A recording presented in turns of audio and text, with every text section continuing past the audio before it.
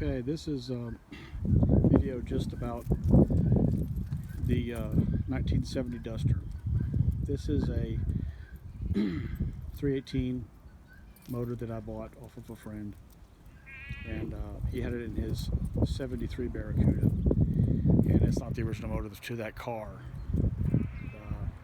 Not really sure. I'll have to look at the serial numbers and see what it actually possibly came out of.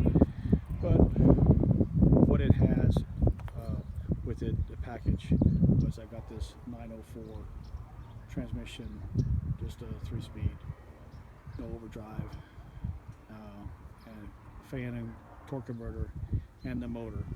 Also bought the air gap Edelbrock 4-barrel intake that goes on it, and an Edelbrock carburetor that goes with it, and I've seen a video of it running. So this is my plan, is to put this in the 70 Duster, which you probably already know. It hasn't run in 36 years. I last drove it in 84. I bought it in 1981, and I drove it a lot. I had a lot of fun with that car. But it's going in that Duster, and we'll see how things go in the future. But stay tuned.